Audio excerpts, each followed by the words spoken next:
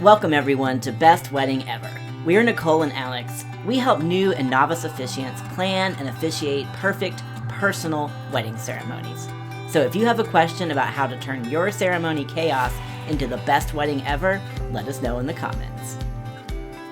Welcome back, everyone. In this video, we're going to dive deeper into the question of people behaving badly.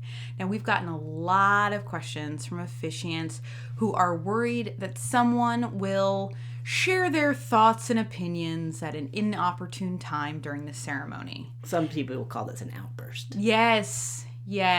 And, you know, nobody likes surprises. I firmly believe. Like, surprise parties, no. So one thing that we wanted to prepare you for is a relative causing trouble.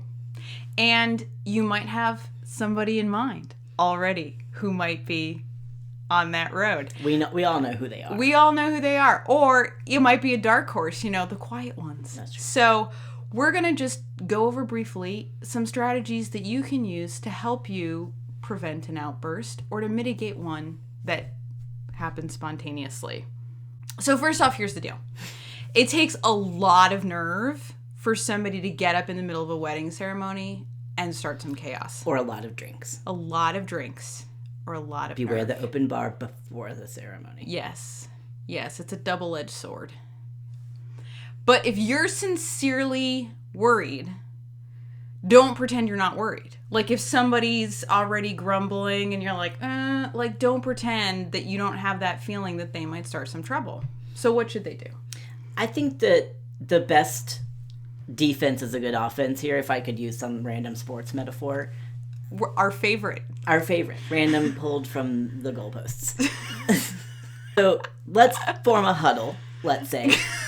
Yes. And sit down, if you're the officiant, sitting down with the couple getting married to work through the most likely scenarios for that person's behavior. So if you're hearing some of the storm clouds gathering, and or if you know someone who's caused chaos in the past, it's really helpful to have a forward-thinking plan before you're in the heat of the ceremony to think about how might we get that person to sit the heck down, or what are you going to say to them to get them from being an ass in the first place and making an ass of themselves at the ceremony. So how might you get them to sit down if they do it anyway, and what are you going to say to them in advance? To prevent it. Yeah. That's really good. And I think you're not alone in this. The benefit of having the time to plan means you also have all of your family to help you. So for real, don't be shy about going Game of Thrones on them. Like, there's somebody that these people listen to. Unless they're feral, in which case maybe question, do they belong at the ceremony? Maybe just invite them for the reception. Maybe not at all. But chances are they're probably not feral. But there is somebody who can help them, nudge them into line, and explain to them that the ceremony really isn't the forum for their thoughts and opinions. And we've said this before, but I just want to underline it here, that like Nicole was saying, it doesn't have to be you and the couple getting married, that we found over and over again that people listen to people they respect or fear within the family unit. So if it's a grandfather that might cause chaos, sending his wife or his brother to talk to him can be a really powerful way to get him to actually listen to the words you're saying rather than roughshod over them and say, I don't care if I have 20 drinks before the ceremony. Yep. Finally, this is what your scary relatives are good for. You've been avoiding them all these years. Call them up. They'll love you. Well, we hope that helped.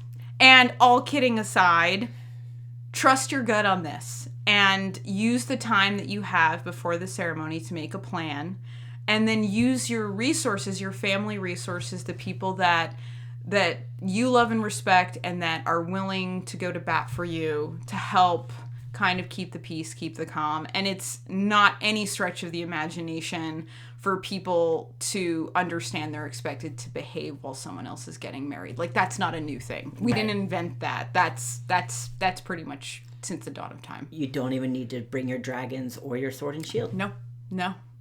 I mean, unless you want to. Unless it's that kind of wedding. Yeah. We know you're going to rock it, and setting good boundaries helps everybody. So, congratulations, good luck, and let us know how it goes. Yeah, we can't wait to hear. Thanks so much for joining us, officiants.